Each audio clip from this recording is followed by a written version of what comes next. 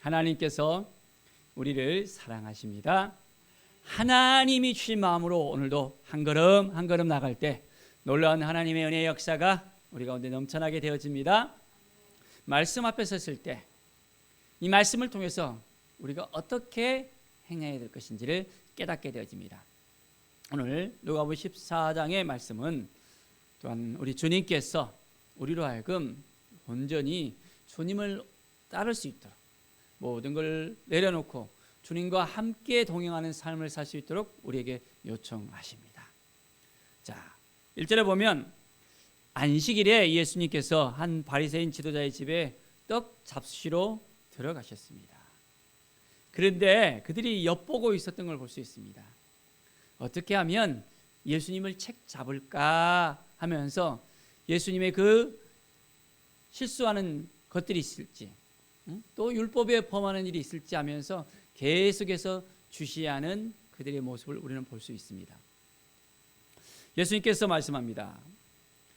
또한 율법 교사들과 바리새인들에게 말하는데요. 안식일에 병 고치는 것이 합당하냐 아니하냐라고 물어봅니다. 그들이 잠잠하니까 예수님께서 그 사람을 이제 데려다가 고쳐줍니다. 이 수정병 든 이 사람을 고쳐주시면서 그들에게 말합니다. 너희 중에 누가 그 아들이나 소가 우물에 빠졌으면 안식일에도 또 끌어내지 않겠느냐. 짐승까지도 안식일에 이제 죽을 위기에 있으면 구해주는 것이 당연하거든. 하물며 병든 자가 고통스러워할 때 그것을 안식일에 고쳐주는 것은 당연하다라고 우리 주님은 말씀하고 있습니다. 안식일의 주인이신 주님께서 힘들고 지치고 낭망한 그 영혼을 회복시키시고 인도하십니다. 마찬가지입니다. 우리의 인생 가운데서도 주님께서 우리의 손을 붙잡아 주십니다. 우리와 함께 하십니다. 우리를 인도하십니다. 주님의 영광이 우리 가운데 임하여서 날마다 주님이 주신 그 마음으로써 온전하게 우리가 살아갈 수 있습니다. 회복과 치유의 역사가 우리에게 강력하게 일어날 수 있습니다. 자, 오늘 또한 청함을 받은 사람들이 높은 자리에 택함을 보시고 그들에게 또한 비유로 말씀하시는 또 7절부터의 말씀이 있습니다. 자, 혼인잔치에 딱 청함을 받았을 때 높은 자리에 앉지 말라라고 이야기합니다. 더 높은 사람이 청함을 받았을 때 어떻게 됩니까? 그 자리를 내어줄 수밖에 없잖아요. 자, 이때 부끄러움을 당할 수밖에 없습니다. 자, 청함을 받을 때 차라리 그 자리에 딱 앉아 있을 때 또한 청한 자가 와서 보시오 올라 앉으라 하면 그때 함께 앉은 모든 사람 앞에 영광이 또한 있게 되어줄 수 있다는 말씀을 하고 있습니다. 무릇 자기를 높이는 자는 낮아지고 자기를 낮추는 자는 높아지리라.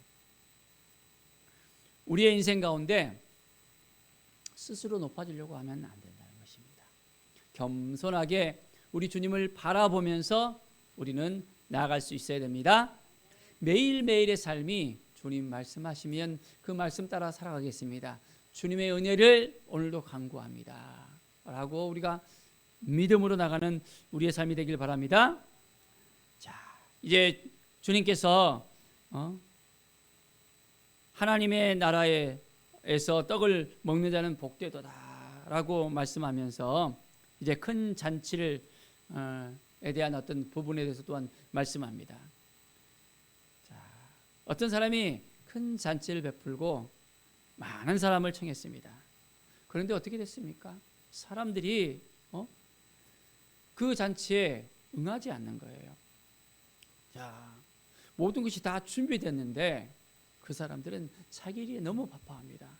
자, 어떤 사람은 내가 밭을 샀으니까 자, 내가 나가와야 되겠다. 좀 양해 좀 해달라라고 이야기하고 갑니다. 어떤 사람은 소 5개를 샀으니까 시험하러 가야 된다 하면서 나를 좀 양해해 달라고 합니다.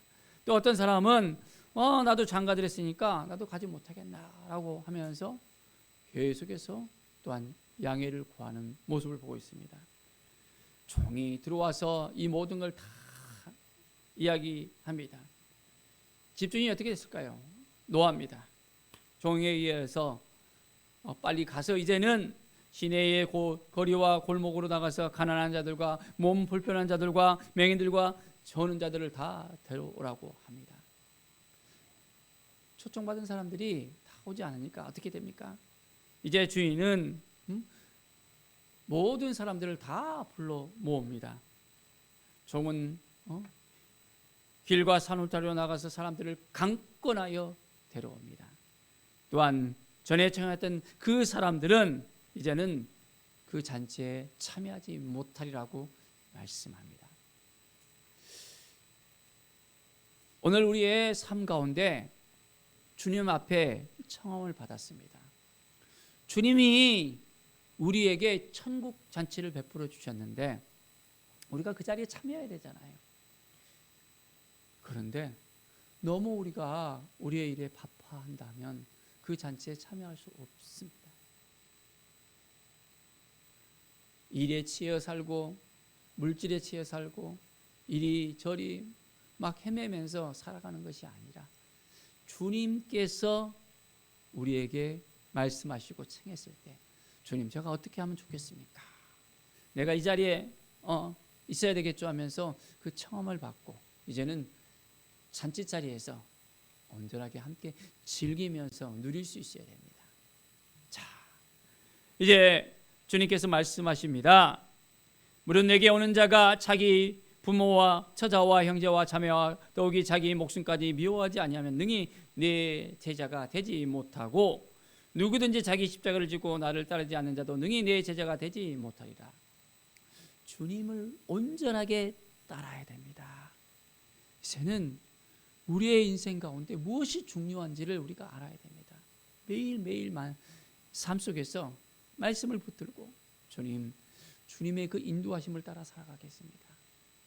내가 어떻게 하는 것이 하나님의 마음입니까? 하나님께서 음성을 들려주시면 그 음성을 따라 온전하게 행하겠습니다. 자, 이제 우리가 져야 될 그 십자가가 무엇인지를 주님께 물어봅시다.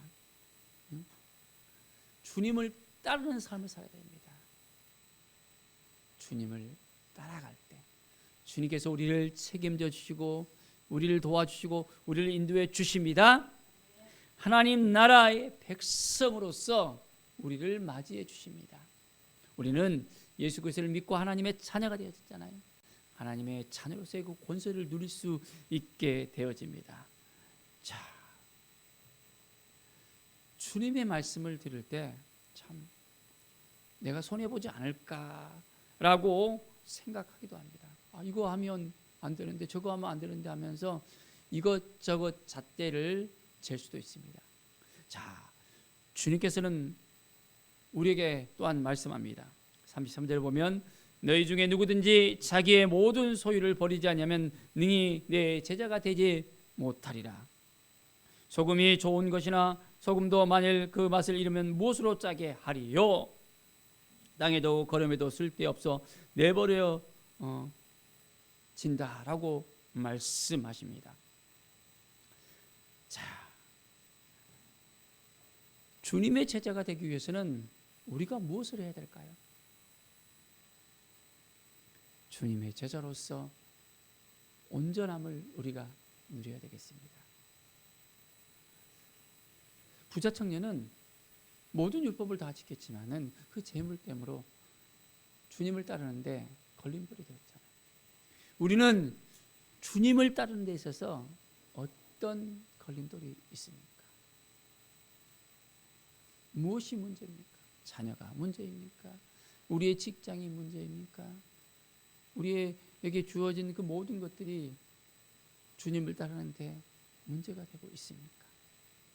오늘 이 시간 주님 앞에 나아가서 주님 말씀하시면 말씀하신 대로 말씀을 따라서 살겠습니다. 고백하는 우리의 심령이 되길 바랍니다. 하나님 아버지, 먼저 그의 나라와 의를 구하겠습니다. 말씀 앞에 서겠습니다. 분주한 삶을 내려놓고 조용히 이제는 주님의 음성을 듣겠습니다. 주님을 따르는 것이 무엇인지를 깨닫고 말씀 앞에 서겠습니다. 고백하는 우리 모든 성도들의 삶이 되어지기를 간절히 축원드립니다. 기도하겠습니다. 하나님 감사합니다. 주님의 제자로서 온전하게 살아가길 원합니다.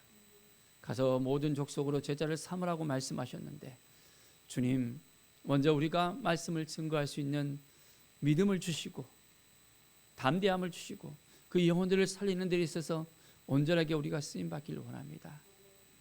주님, 영혼을 사랑하는 그 마음을 온전하게 주님께서 허락해 주셔서 그 영혼들을 위해서 무릎으로 나가며 그 영혼들을 위해서 눈물을 흘리며 주님 앞에 돌아오는 그 시간을 고대하면서 나가게 하여 주시옵소서. 하나님 아버지 감사합니다. 주님의 자녀로서 온전한 삶을 살 수 있도록 그 마음을 지키게 하시고 하나님께서 허락하여 주시는 그 모든 것들 기쁨과 감사로 나갈 수 있도록 인도하여 주시옵소서. 주께 모든 영광 드리며 예수 그리스도의 이름으로 기도드립니다. 아멘.